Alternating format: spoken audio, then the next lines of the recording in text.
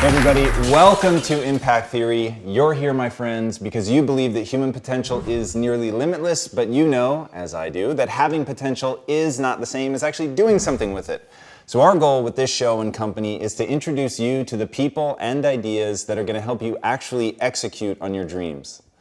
All right, today's guest is a super level badass. Not only is she a full-time corporate attorney at global powerhouse Apple, she is undeniably one of the toughest humans alive. It wasn't enough for her just to be a standout attorney, so at 28, she dove headlong into the impossibly grueling sport of obstacle course racing, a sport where people actually die. And since beginning, she has racked up what is arguably the most impressive resume of any female in the sport, and her accomplishments prove that whatever men can do, women can do just as well. In her career, she's had 30 victories and more than 50 podiums. She's won the 24-hour World's Toughest Mudder 3 times, one of those victories coming just 8 weeks after knee surgery. She was also the Spartan Race World Champion in 2013. She's been the Spartan Race Points Series Champion twice, and she has 3 times finished the Death Race, a race that is literally designed to break you and has the slogan, "You may live." Having now also survived 2016, which she dubbed her year of healing after fracturing her femur. From all of the racing and training, she has begun to discover yet another talent, sports commentating. Even though she could make a living as a sponsored athlete and commentator, she maintains her intense day job at Apple to ensure that she's challenged both body and mind. Please help me in welcoming the Pop-Tart and ketchup-craving race ninja who has been called the Michael Jordan of obstacle course racing, Amelia Boone. Amelia, thank you so much for coming on the show. Thanks for having me. It is an absolute pleasure. Yeah, I hope I can do that intro justice. You've already done that intro justice. It's really, really crazy what you've accomplished, but I'll be honest, the thing that I'm most interested in, obviously 2016 was a brutal year for you, but reading your blogs about what you've been going through, I think is the thing that's going to be most valuable to people. You talk a lot about doing the hard things, but tell us, what have you learned from rock bottom? Yeah, 2016 has been an interesting year. For me, it was a fracture in the femur where I had an entire year plan and then just everything was wiped from that. And so for me, what I found is actually that hitting rock bottom, that's the time where you are forced to then really look inwards and discover who you are. It's great when you're on top, when you're riding this wave, when you're winning race after race. It's easy to ignore the hard things. It's easy to ignore your problems or to just push them aside or to think I'll deal with that later, or just you're riding this wave, and when you're sitting there and it's just you and yourself, you have to confront that. And so for me, that's what this entire year has been. And what's been so interesting to me actually is that more people have come out to me and said, yes, thank you, and you are relatable, and this has been so helpful to me. And so I'm learning that the more that I let people in and say, look, like, I go through hard times too, that I hit rock bottom, that I suffer, and that I, am vulnerable, that people relate to that. And it's been amazing. Is that meaningful to you to be able to help other people through this by sharing your journey? I think so. I didn't start out that way. Kind of like when I started out with obstacle racing, I didn't set out to be an athlete. For me, it was a fun jaunt with friends on a weekend. A 10-mile obstacle course through mud, Right, that it was like, hey, let's get electrocuted by these wires and cool and have a beer at the end and get a headband. But so I didn't intend for it to turn into a second career. Such as when I got injured, I didn't intend to necessarily help other people with it. But when I realized the way that I deal with things is through writing and through blogging, and for me, it was almost a personal diary in a journal. And I'm like, if people read it, great. If they don't, fine. For me, it's all about the process and healing myself. And it's been incredible that it's been able to help other people.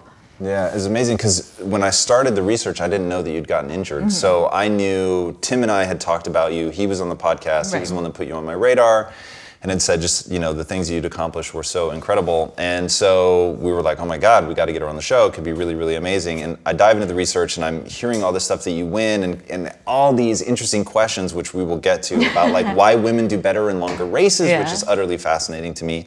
And then sort of I discovered in real time in the research that you'd actually spent all of 2016 out with an injury. Mm-hmm. And then you like quintupled in interest for me, because watching you process it out loud and really go through that and talk about things like fear and the lessons that you were learning from that was actually really motivating and inspiring for me. What's a lesson that fear has taught you? I think that I have learned that if something is fearful to you, then you need to do it and you need to explore it. And fear is a very powerful emotion. And there were so many things that I was afraid of this past year with injury. And like not being able to come back. Yeah, and I'm still, I'll 110% honest, I still struggle with that every single day. You lose that confidence as an athlete. Whenever you are knocked off of your pedestal or whatever you're on your track and you're forced to kind of come back and question whether or not you can, quote unquote, get back to where you were, that's something that you really have to work through. And I've never really had to deal with that, just self-doubt. And so I think for me, fear is teaching me almost to reframe and to think that it's not getting back to where I was. It's shaping myself as a new person going forward, and to realize and to embrace those opportunities. It's really incredible. You actually put something up on your mirror when the injury happened. I forget the name of the book, forgive me, but... Cheryl Strayed's Brave Enough. Yes, thank you. Perfect. So here was a quote. Fear, thank you for being here. You're my indication that I'm doing what I need to do. Exactly. Why do you think it is that, because I am obsessed with that notion, like that really sits at the heart of my being, and this show makes me incredibly anxious, and when we were originally talking about doing this, I was like, oh dear God, like, I don't know like I don't want to be in a camera. Literally, I truly had no desire to be out front. That was not what I wanted to do. But because it was one of those things that scared me as much as it did, and I have a rule in my life, because I try to avoid pain so frequently, that if it scares me, then I have to do it, just to become the person that I want to be, right? So, because I'm a person left to sort of my own natural inclinations, I'm very lazy, I'm very fearful, and I will just recede into the background and accomplish nothing. So I found that the fear had something to do with stakes, and so I always put myself in that situation. When did you develop that notion of fear being a guiding light, and how are you using it now through what you're going through?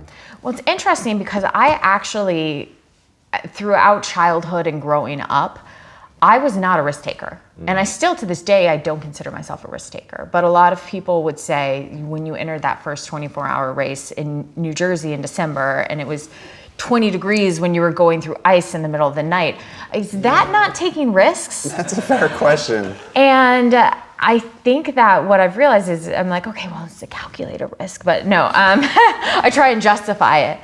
But for me, confronting that fear, that first of all, the first time you do it, it's so paralyzing, but it becomes easier. And you realize that, and if you incorporate that, if you make it a practice, then the day-to-day things become easier. And so for me as a kid who was actually very fearful and I don't want to take risks, I want to stay inside this shell, and this is my life plan. And I literally, probably when I was 13 years old, had my entire life planned out. Wow. It is nowhere where I am right now. And thank God it's not. And I think that it's been through the experiences of challenging myself and through confronting that head on and embracing the fear and embracing the pain that I've then come to where I am. What I love is one of the stories you were telling, you said there's something to be said about the naivete of the beginner, and that in the beginning I was actually less afraid of obstacles than I am now, like the electric eel. Yeah. Did it make you black out at one point? It did. So there's this awful. Says the non-risk taker. Right, yeah. But it's, right. It's also one of those things that I think that you look back now and I see that obstacle and I'm petrified of it because of those experiences that you associate it with. But I think at the time where you don't really know what's going on, you're like, sure, why not? And it's also the middle of the night and you're exhausted and you're not thinking straight. So you might as well get zapped in the head. I'm not sure I've ever had that thought. But I think that a guiding light for me has always been that I want to seek that next challenge and that I want to constantly find the new hard thing. And so when I, at the ripe old age of 28, started to become a quote unquote professional athlete, it was just this new challenge for me. And it was, how can I do that? And so every thing that I encountered, whether it was that obstacle on that course that scared the hell out of me, was going to be pushing myself to that new limit. Do you think about identity at all? Like your own identity?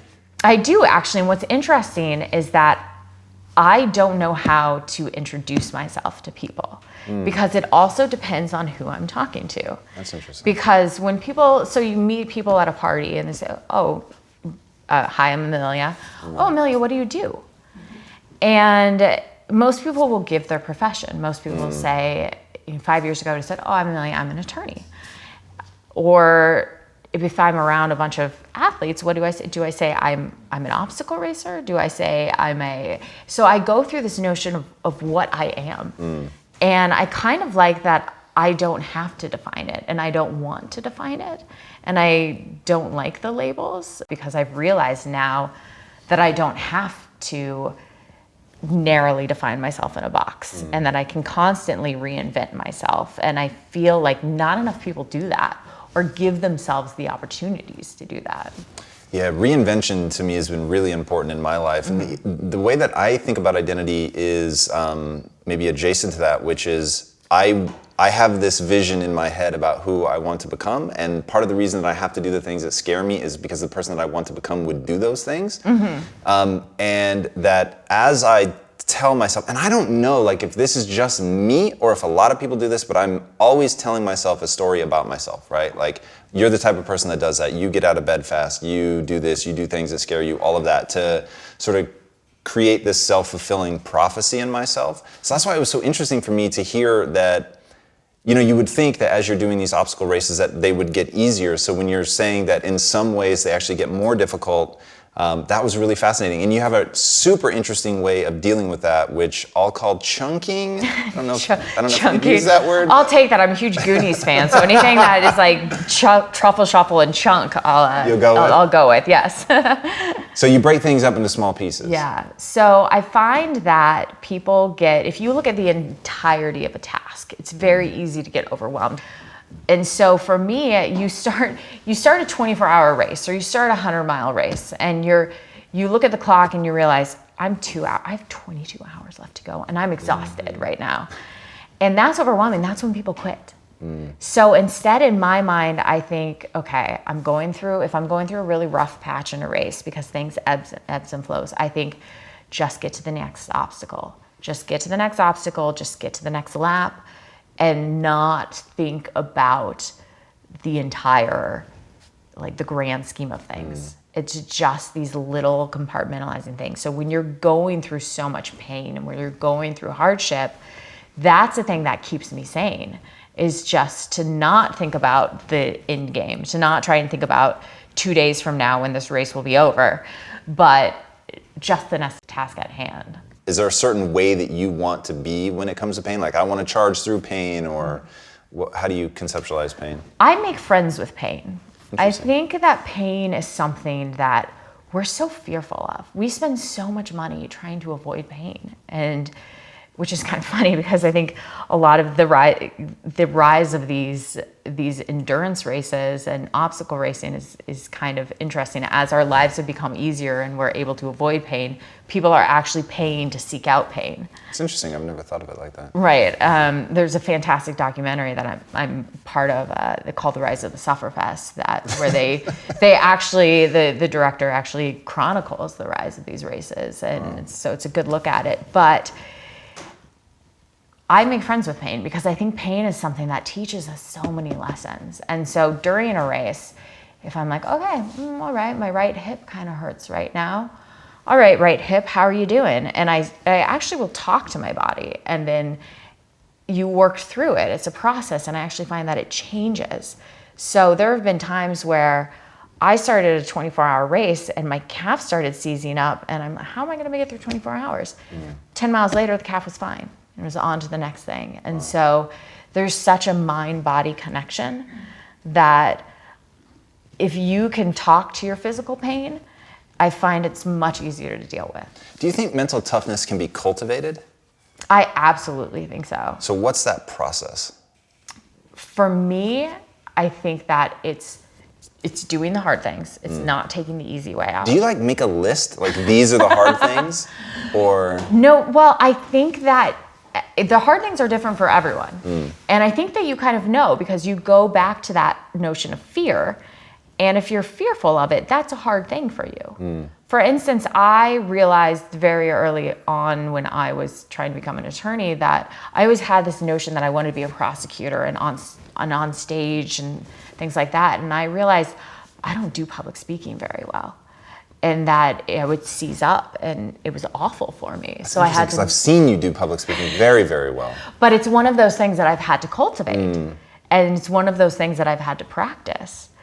And so, I think that the hard things, give you cultivate that mental toughness. And people say, okay, well, how do I make it a habit, or how do I cultivate mental toughness? And I say that, well, that's what you do. You make it a habit, is that you don't give yourself the option, and something you pick something, put it into your routine, whether it's waking up 30 minutes earlier every day so you can actually get out the door to move your body, and you just don't think about it, and you don't give yourself the option to not do it. All right, talk to me about training in non-ideal conditions. Because that's one of the tactics you use, right? Right, yes. So training when it's raining outside. There are a lot of people, if it's raining, if it's snowing, will say, I'll get on the treadmill today. Why? Like that's easy and it's boring. But if so I love running when it's cold, running when it's dark. And because you're getting more tough, that's why you love it? It also, part of me, I feel more alive. I like to be out in nature, and so I feel more alive. But I also think that, it forces you to go through hard things in non-ideal conditions that then, yes, indirectly help cultivate toughness. Is a weird kind of nebulous word, and there's so many different things that can go into that. But I think what it does is that it cultivates a willingness and a drive and a discipline to get through those things. Because I think now I'm like, okay, I used to live in Chicago, and I would go out and run when it was negative 10 degrees. Whoa. And if I can do that, I can definitely go out and run in San Francisco when it's 60 degrees and raining. Right. So it's all about comparisons. So one of the writers that had written an article about you said, I don't know if you said this to him or if he just made it up, but he said, I think she runs in the rain and when it's cold because she knows that her competitors are packing it up and going inside. Is that true? It maybe used to be true, but now no longer. I think maybe I let out all my secrets and now everyone else is doing it. But yeah, I mean, I used to, when I was training for World's Toughest Mudder that first year, and we all run in wetsuits because you have to, because it's freezing cold and you're in and out of water and you lose all your body heat over 24 hours. So I would take my wetsuit out and go run around in Chicago when, it was 30 degrees and jump in and out of the lake. Whoa. And no one else was doing that. What a surprise. I know. And actually the police officers really didn't like it. So it was kind of weird to do. Shocking. So, but those are the things that make you uncomfortable. And like we said, that uncomfortableness tells you, okay, that's what I need to be doing. So what I love about that is it's so simple, right? So how do you deal with the things that are uncomfortable, that are or that you need to get more tough? You go out and do them, right? So you set the alarm, you get up 30 minutes earlier, you put your wetsuit on, you run when it's rainy, you jump in the lake. Things that obviously are unpleasant, but in their unpleasantness, actually they begin to toughen you. Have you read Angela Duckworth's book, Grit? No, I haven't. It's on. I have a list, like a list of books a mile long, and it's on there. It's moving up. Yeah, I mean, you could have been interviewed for the book. I don't think there's any argument about that. But it's just an amazing scientific recounting of why it works, what's at play, like how you actually develop it. And I think she was really one of the first people to say that grit is like a muscle, because I think people think that a lot of foundational things, like internal fortitude, you either have or you don't. And she really laid out like that is just not true, that you really can develop your grit. Has it gotten easier for you to like jump in the lake, for instance, which I'm sure the first time was pretty hard, or has it actually maintained its difficulty, but you just demand it? It comes and goes. I think there are certain things that definitely get easier, but then there are also things that it's funny, people always ask me if I do all the cold exposure and ice baths and things like that.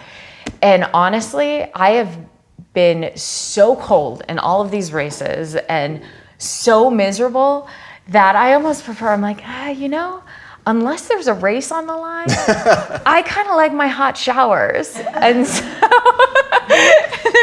it's this give and take about when I'm willing to and when I'm not. But it definitely is. It's one of those things that I think that you can get out of practice if you're not constantly, exposing yourself to those conditions, that it can be very pleasant and great. And then you realize you're like, oh no, wait, let's flex that muscle again. Let's train it.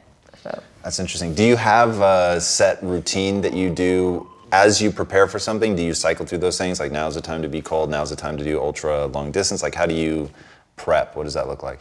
Yeah, I think it depends. It definitely depends on the race and exactly what I'm going for. But I think, yes, in terms of training, I cycle through various points in the year in terms of building strength, and then in terms of building mileage, and then backing those down. Because what's interesting about obstacle racing is that you have to be such a well-rounded athlete, and we have to mix this ultimate mix of speed and strength and skill and endurance.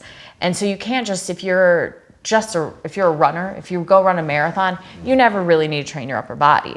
But we're crawling over things and jumping over things, and so you have to be so well-rounded that it's kind of this fun little game of figuring out the right combination. I love that you call it a fun game. So people watching right now almost certainly are dismissing you as just being, well, she's so gifted athletically, of course she's doing well at this. But you actually couldn't do a pull-up when you started these courses, if I'm not mistaken. No, I was very, very weak in terms of absolute strength. I spent 6 months trying to do a pull-up to prepare for the race. Incredible.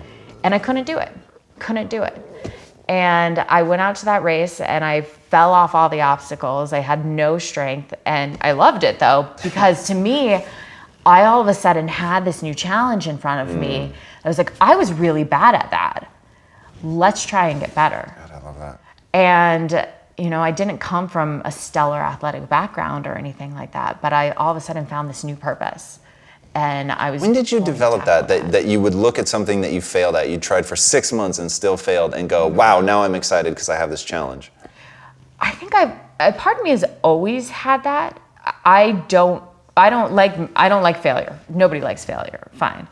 And so it's one of those things where it's almost like I wanted to write it. It was one of those things that I failed at that, and now it is going to be my new task to achieve that, to go do that. And so, I think that was one of the first things that I realized that really drew me to this. So. Yeah, I loved when I came across that, because I did assume that, you must have been athletically gifted. I mean, your physique is ridiculous. I mean, it's crazy. And as somebody, being at Quest and having worked in the health and fitness industry, like, I know physique. So reading that you had started so far back from that was really, really interesting. Because to me, when you hit that moment where you're really bad at something, you've got two choices. Yeah.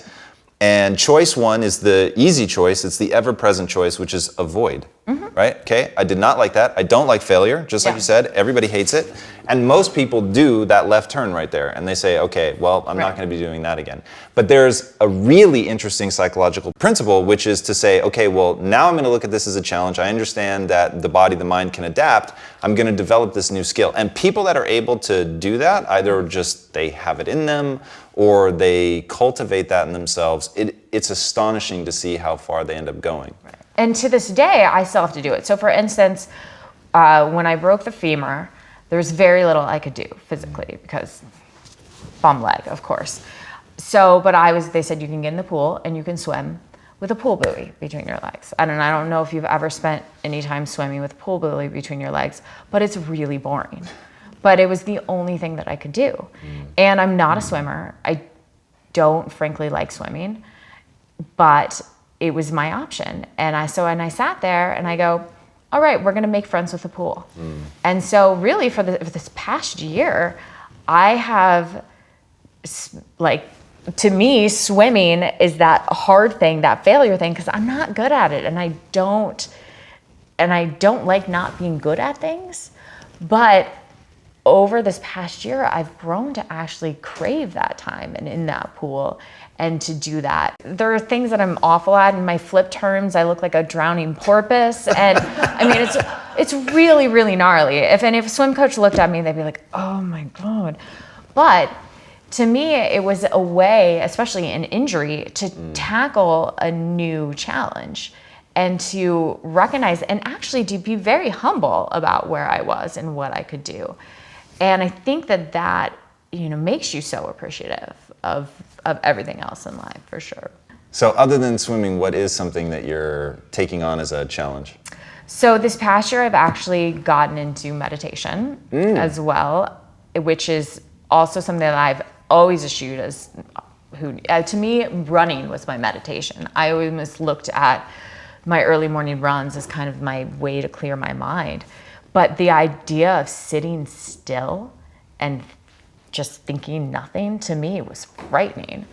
And so that's actually something, I'm horrific at meditation. Sometimes I fall asleep. Sometimes I just, it's 10 minutes later and I realize that I've been planning my day. And, oh, crap. But I still do it every single day, thinking that someday it will get easier. And you're a big believer in the power of routine? I am a huge believer in the power of routine. I think that there are so many decisions that need to be made in life. And you can encounter that idea of decision fatigue. So routine for me takes away some of those decisions. So it just becomes automatic. And I feel best when I go through, just have kind of a set plan. And so that to me is the power of routine, is really taking away those decisions that you have to make every morning. And so you can focus your energy on the big decisions, on what really needs your attention, not what am I going to eat today or what time am I going to wake up. So. Since your injury, have you thought at all differently about work and what you're doing as an attorney? Yes.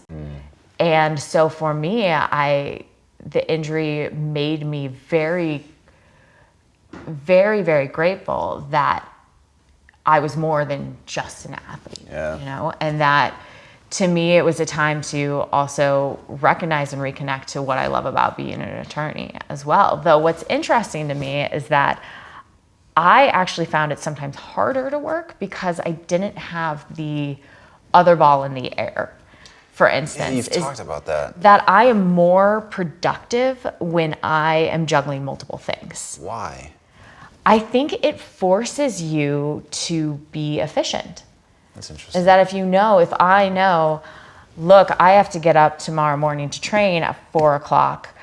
So I need to get in bed by X time. So I need to get all my work done, my, attorney work done by X time so I can do that. Whereas if you don't have that, then you're just like, oh, I can procrastinate a little bit, or oh, I can take my time, blah, blah, blah. So I found that I'm more productive when I am juggling multiple things. That's really interesting. Talk to me about self-flagellation a little bit, which you've written quite eloquently about. Right. What have you learned? Yeah, so I've talked about this, I call it the merry-go-round of self-flagellation. So let's say you're feeling bad about something, you're feeling bad about a failure. Or for me, I sat there after the femur and I knew that it was my fault. I had run myself into a fracture in my femur. And I went back through in my mind all of the ways that I could have changed that. And you get on this merry-go-round, if I called it, of you already feel bad that you screwed up. Right. And that, you wrecked your entire season. But then you feel bad because you feel bad. And so you beat yourself up over feeling bad, and it just spirals into this circle and you can't get off of it. And so for me, I've had to kind of step back and almost detach myself and realize when I get into this story that I'm telling myself and just stop it. And it's really hard. I mean, and I think we all do it. Use? I think really I try to depersonalize it and detach it and to realize I almost think of myself as a third person and say, okay, Amelia, you're on that right now, and stop. If one of my friends came to me and said that they were doing that to themselves, I'd be like, get off of it. Like, that's the past. You can't change that. Right. So beating yourself up over something that happened in the past isn't going to change it. So what advice would you give to somebody in your shoes, a true world-class athlete? They've had this catastrophic injury. What's your advice to them? In that moment of uncertainty, when they don't know if they're going to be able to come back or not? I think really it's acceptance is where you need to end up. You talk about it in stages of grief. Everyone talks about injury as kind of like the stages of grief after death, almost, and not to be that dramatic. But to realize that it's okay how you're feeling, and kick, scream, cry, do whatever it is you need to do, let it out, but give yourself a time limit. So I said after my injury, so I had, and I was miserable, and I was, just a bear to be around. But I told myself, okay, I'm gonna give myself 2 weeks to be an awful person about this. And then you know what? I'm going to pick up and move on and say, what can I do now in this scenario? And really what it was, and what I found, is I cut myself off, and then I looked at how can I make the best of this situation. And for me, that ended up in being able to do commentary work and being able to be on the course, be on the sidelines, support my fellow athletes, and actually take joy in their accomplishments, in their victories, instead of seeing them as competitors. Right. And so it's about reframing what you can do in that moment. All right, so you brought up strong women, which we have to go deep into. Yeah. Why do women do better the longer the race? Women are better at suffering, and I don't know if that's just because maybe childbirth, I don't know. I don't necessarily think that women are tougher or women have more mental grit, but there's this definite phenomenon that you see is the longer the race gets, the gaps on the time between men and women tend to lessen. And you see a lot of women winning very long races outright. So I think that maybe, I don't have if I had the answers, I would probably be in a different field. I'd be like some type of psychological expert of so-and-so or physiological expert. But for me, I've really found that women have this ability to really pull down deep. And I think for me, I realized that there's a lot of things physically that I can't do on the same level as men. From like a brute strength perspective. From brute strength, I'm not going to compete with dudes in a squat contest or a bench press. It's not going to happen. But what I can do is outlast you. And so that is something that I don't know, maybe it's a chip on my shoulder, but that's really what drives me through those races. And I think that maybe women, there have been so many instances where we are told we can't, or we haven't, or that's not what things that you're good at, that you carry that chip on your shoulder. And so in these long races, it comes out. I love that. Talk to me about, so how do you use a chip on your shoulder effectively and not let it be just bitterness? Exactly. I think that's a very hard fine line to not cross over into. I think for me, it's always thinking you're the underdog is an effective way to do it, even when you're not. Everyone likes being the underdog. Right. I mean, and I loved it when I first came into this, and nobody knows who you are, and then all of a sudden you're there, and bam, and who is this woman? But it's keeping that underdog mentality even when you're not. And I think for me, when, for instance, when I was also on the top of the sport and winning everything and doing that, I still always try to view myself as the underdog. And that's hard to do because you have the target on your back. But just keeping that mentality for me has been very helpful. Now you said that women can really dig deep. Is there any of that you can like articulate? So I know you use a distraction technique to keep yourself focused. What are some other techniques that that are the act of digging deep?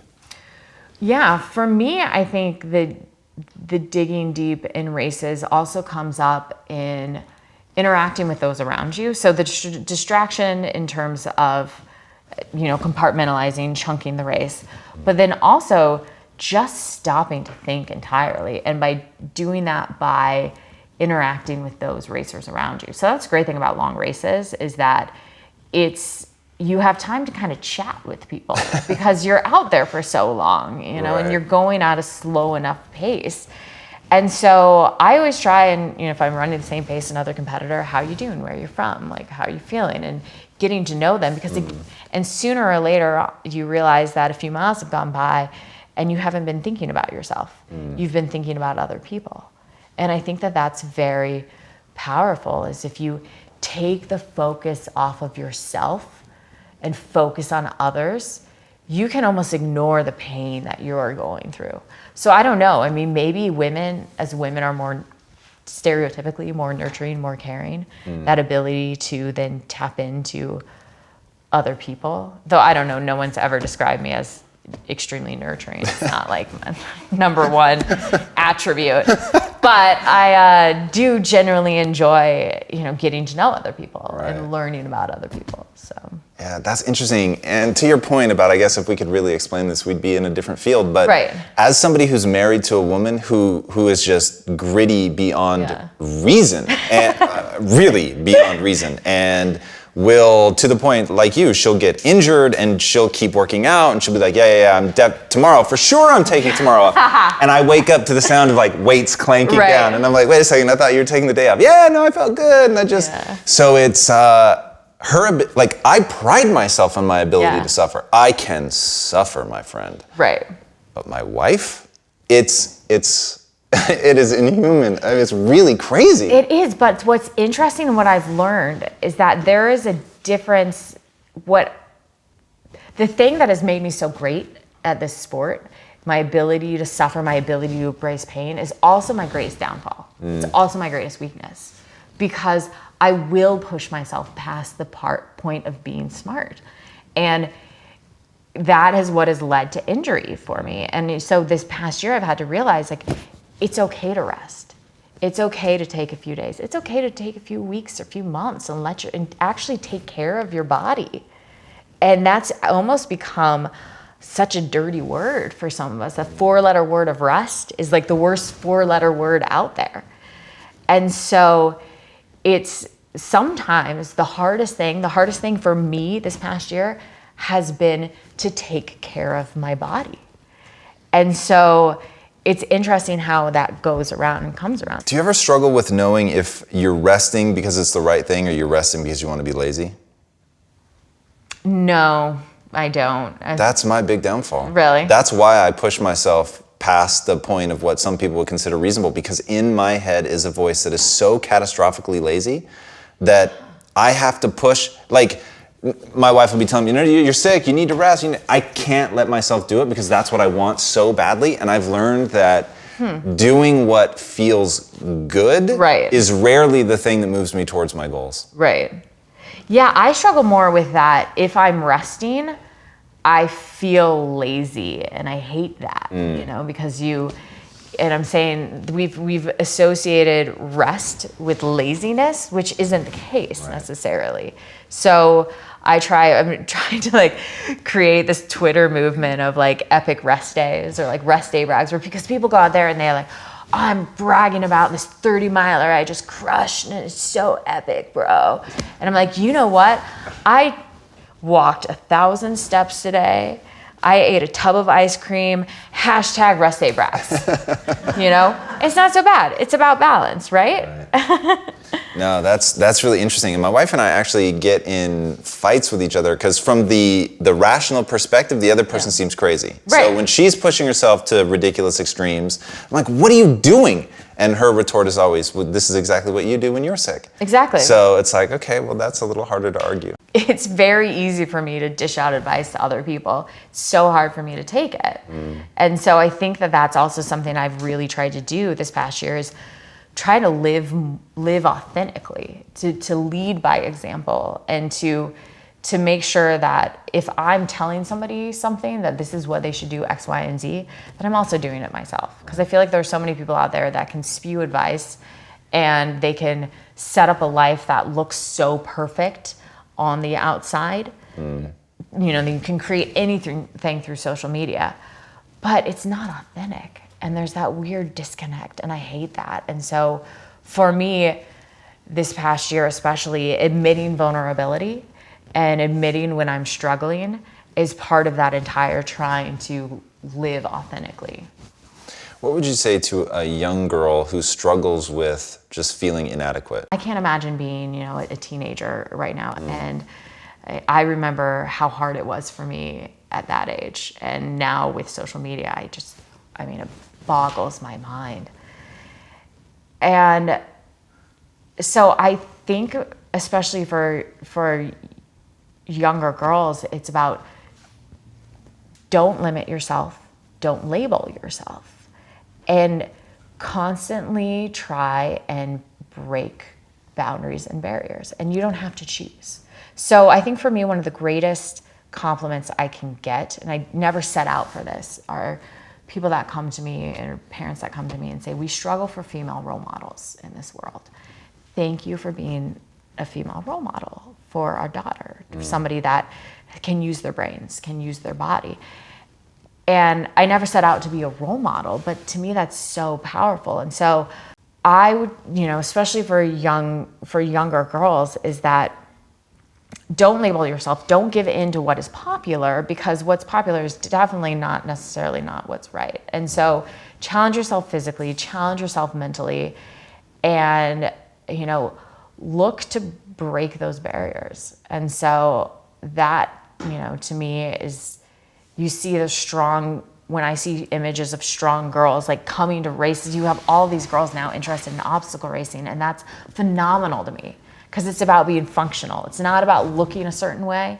It's about what your body can do for you and achieving things and carrying heavy things and surviving hours in the woods. So, wow, it really is a pretty incredible test. Talk to me though about when racing stopped being fun for you, at least for a minute. Yeah, so people always ask me, now, would you quit being an attorney to be a full-time racer? And I never really seriously considered it for a number of reasons, but one of them is also racing for me has always been the stress release. It's always been kind of my outlet. And as soon as you start making it, your bread and what puts food on the table, it becomes not fun. And so that was a reason why I always kind of kept. Why do you think that robs the fun out of it? Well, because no longer is just winning just a cool thing, it's then winning becomes the expectation. And there's that pressure that surrounds it.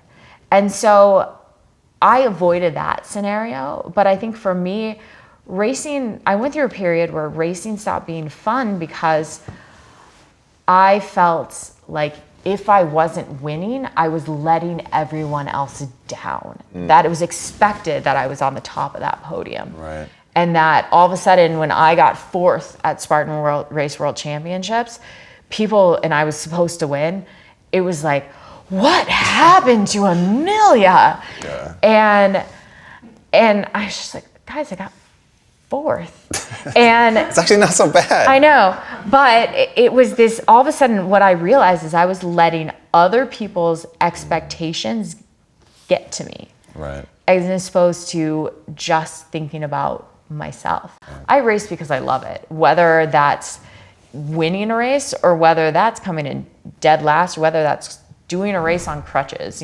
So it's really trying to just harness in on the original reasons that I started all of this. If you had to define confidence, how would you define it?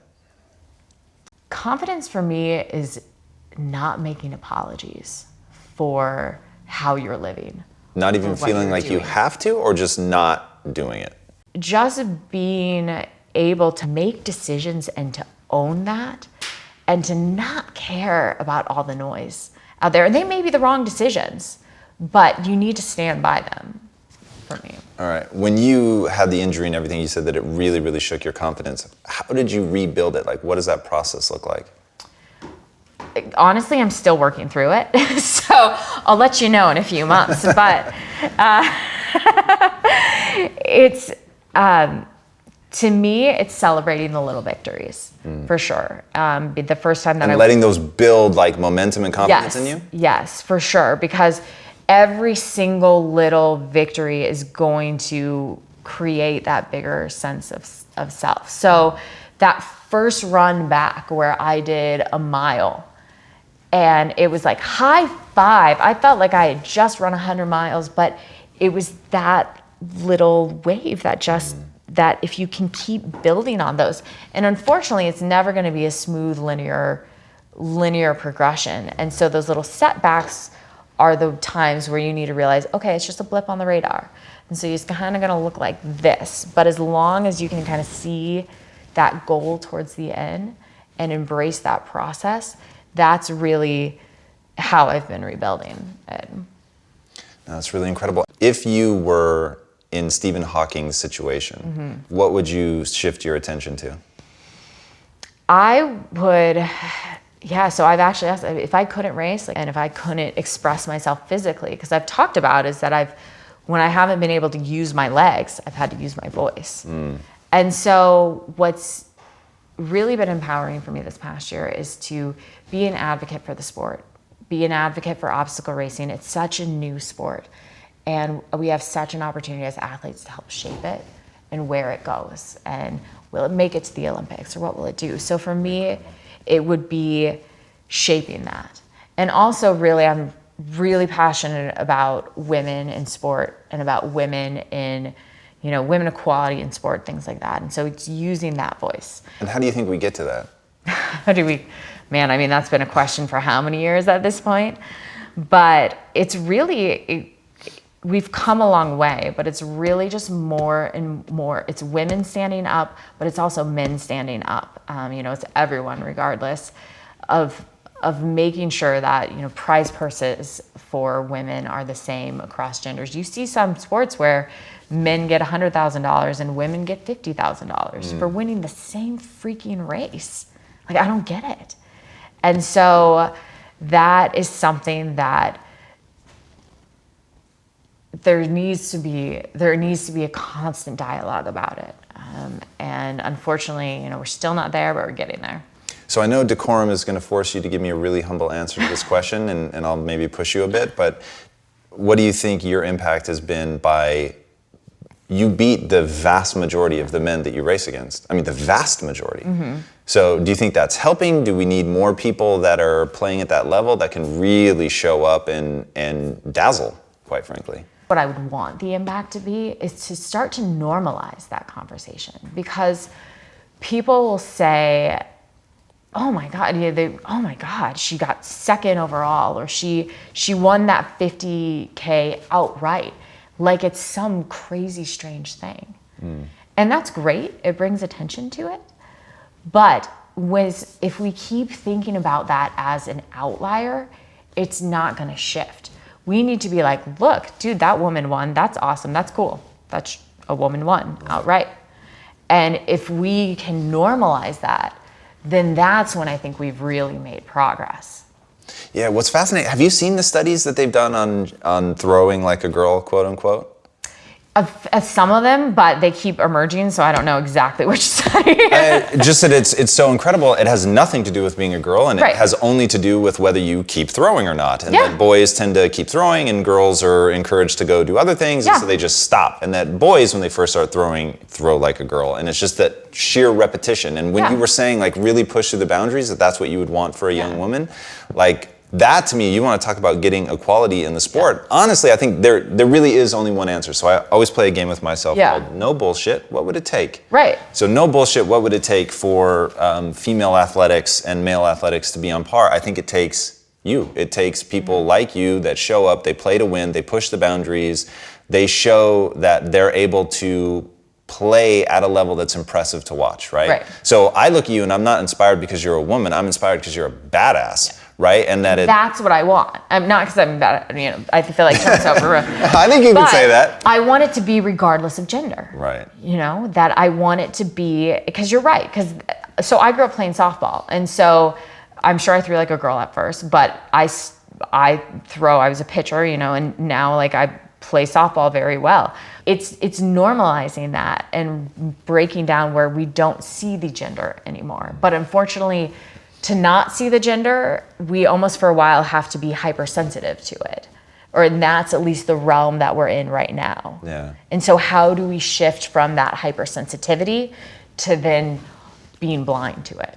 Yeah, I mean, so trust me, I do not wish Stephen Hawking upon you, but the voice that you have learned to speak in, and I think other women are going to see that and they're going to realize that that's got to be a part of the strategy of finding that equality, is to be able to speak out, to encourage them to push the boundaries, just to say that they can do it, that it's a valid choice.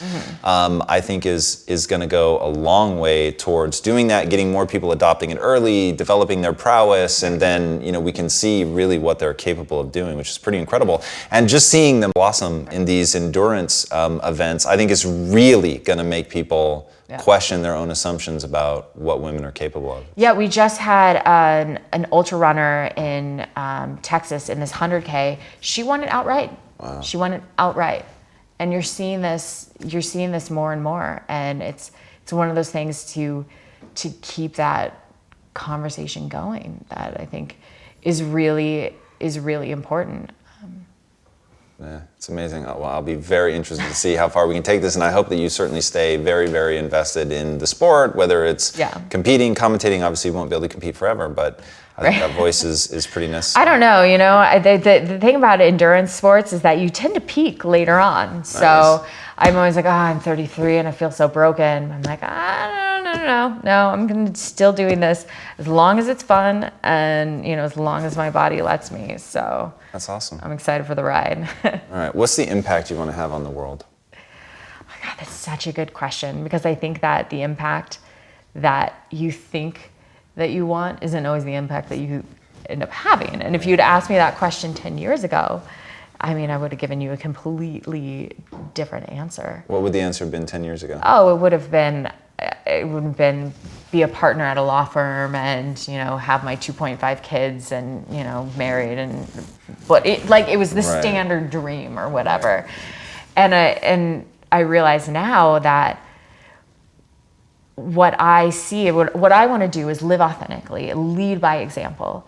And also what I've really learned, and to know that you don't have to fit in these boxes, and that you may not be able to have it all, but there are opportunities there to always kind of pivot and to reinvent yourself. And that, especially for young girls, is you don't have to choose. You don't have to choose brains. You don't have to choose beauty. You don't have to choose strength. Like, you can have them all, and you can incorporate those into your life. And for me, it's not having this massive global impact. It's the small little connections that I make to people through all of this, to the girls running those obstacle races that are 10, 11 out there. If that I can have those impacts on those little impacts on people's lives, then I think that adds up to the big one. That's incredible. All right, where can these guys find you online?